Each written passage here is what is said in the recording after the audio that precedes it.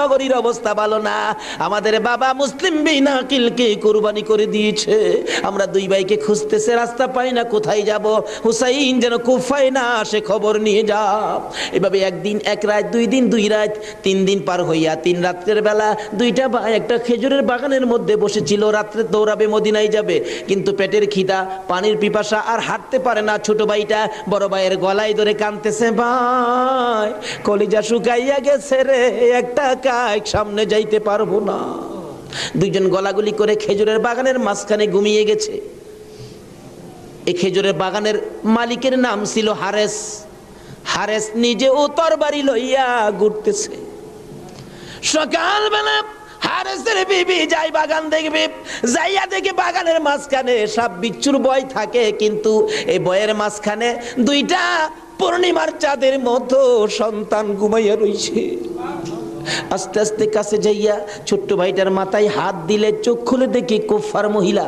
চিৎকার মারছে, ভাই গো আর ঘুমাইস না, কুফাবাসী আমরার খবর পেয়ে ফেলছে, মদিনায় বুঝি আর যাওয়া হবে না। তুমি আমার মা লাগো, আমার মা নাই, বাবা নাই, আমরা মদিনার সন্তান, আমরা মদিনার আওলাদ, কুফাবাসীর কাছে আমাদের খবর দিও না।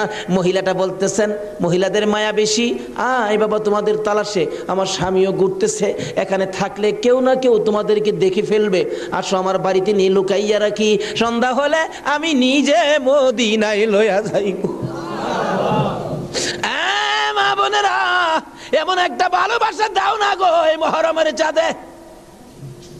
সন্ধ্যা হইবার আগে বাচ্চা দুইটা রান্না করে রাখছিল। ছোট্ট ভাইটা ঘুম থেকে উঠে বসে বসে কান্দে, মা মা কইয়া।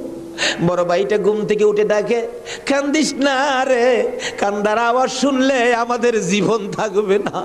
এমন সময় হারেস দৌড়ে আসছে ঘরের মধ্যে খানা খাওয়ার জন্য। খানা খাইতে বসে ডাকতেছে, বিবি গো জলদি করে খানা দে, কে জানি পুরস্কারের বাগি হইয়া যায়। এমন সময় রান্না করে কান্দার আওয়াজ শুনলে ডাকতেছে, বিবি রান্না করে কে কান্দে? বিবি বলেন, তোমার ঘরে নয়, অন্য ঘরে কান্দে। বিবি রে, আমার ঘরে কান্দার আওয়াজ শোনা যায়। বিবি মিথ্যা কথা কোস, আমার ঘরে কান্দা। বিবি বলেন, তোমার ঘরে নয়, কুফাবাসীর সন্তানেরা কান্দে। হারেস বলেন, বিবি রে, কুফাবাসীর কান্দা এত সুন্দর না। বাসন ধাক্কা দিয়ে সরাইয়া তরবারিটা লইয়া ওইটা দাঁড়াইলে বিবি পিছন দিয়ে আঞ্জায় ধরেছে, স্বামী আর সামনে যাও না, হে মদিনার ময়নাদের গলায় ছুরি দিও না। তোমার যদি মারতে চাই গো স্বামী, আমার গলাটা পেতে দিলাম, আমার গলাটা কাইটা দাও। না না, মানবো না। দৌড়ে যাইয়া রান্নাঘরের দরজায় দাঁড়াইয়া দেখে দুইটা পূর্ণিমার চাঁদ উদয় হইয়া রইছে। তরবারিটা দেখে ছোট্ট ভাইটা চিৎকার মারছে, বাবা গো খইয়া। বড় ভাইটা কান্দে, কান্দিস না, আমার বাবা গেল যেইভাবে রে, আমরাও যাইব সেইভাবে। এইভাবে যারা জীবন দিয়েছে সেটাই হলো আমার আল্লাহর রাস্তা। দুই ভাইকে ধরে মুরগির বাচ্চার মতো শেষরাইয়া বাহির করে যাইতে যাইতে যাইতে যাইতে একটু পরে পরে ছোট্ট ভাইটা জিগায়, হারেস রে, আমরারে মেরে ফেলবে রে, মারিস নাই, আমরার মা নাই, আমরার বাবা নাই। আকাশের দিকে তাকাইয়া ডাকে, আরে আকাশের পাখিরা রে, আয় একটা খবর নিয়া হুসাইনের কাছে পৌঁছে দে, হুসাইন যেন কুফাই না আসে। রওনা হলেন। যাইতে যাইতে সন্ধ্যা হয়ে যায়, পুরাত নদীর কিনার দিয়ে যাচ্ছে। হারেস ভাবতেছে, দুইটা সন্তান, দুইটা ছেলে জীবিত যদি নিয়ে যায়, আমার চেয়ে শক্তিশালী কেউ আয়সা যদি আমার কাছ থেকে নিয়ে যায়, পুরস্কার আমি পাবো না, বরঞ্চ জব করে দুইটা মাথা খালি নিলেই তো হয়।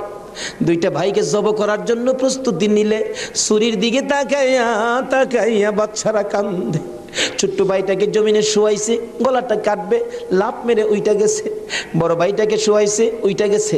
আবার জোর করে জমিনে শোয়াইয়া ছোট্ট ভাইটাকে বুকের উপর পাড়া দিয়া ধরছে, মাথার মধ্যে চাপা দিয়ে ধরে গলাটাই ছুরি চালাবে, ছুরির নিচে তাইকা কাঁদতেছে, হুসাইন আইসো না গো, কারবালায় আইসো না, এই কুফা নগরীতে আইসো না, কুফার মানুষের তরবারির ব্যবস্থা ভালো না। গলা কেটে দিলেন বড় ভাইটারে, গলা কেটে দুইটা ভাইকে দুই দিকে ধাক্কাইয়া পুরাত নদীতে ফেলে দিলেন মাথা ছাড়া, বডিখানি ফেলে দিয়ে মাথা রুমালের প্যাকেট করে রওনা হলে শুনে পিছন দিয়ে আবার ডাকতেছে, হারেস রে আমরা দুই ভাইয়ের মারিস না। হারেস বলেন মাথা কেটে নিয়ে আসলাম। আবার ডাকে কে? পিছনে যাইয়া দেখে দুই দিকে দুইটা বডি লাশ ছিল। দুইটা ভাই আবার একসাথে হইয়া এক ভাই আর এক ভাইয়ের আনজাইয়া ধরে রাখছে। আমার আল্লাহ বলেছে আমার রাস্তায় যারা জীবন দেয় রে তারা মরে না, তারা মরে না রে, তারা জীবিত। এই দুই ভাই প্রমাণ করে দিলেন তারা জীবিত। ওদিকে যায় না, ওদিক দিয়ে যাইতেছে এজিদের দরবারে পুরস্কার আনবে। এদিক দিয়া ইমাম হুসাইন ৭২ জনের কাফেলা লইয়া গো আস্তে আস্তে কারবালার জমিনে এসে পৌঁছে সন্ধ্যা হয়ে যায়।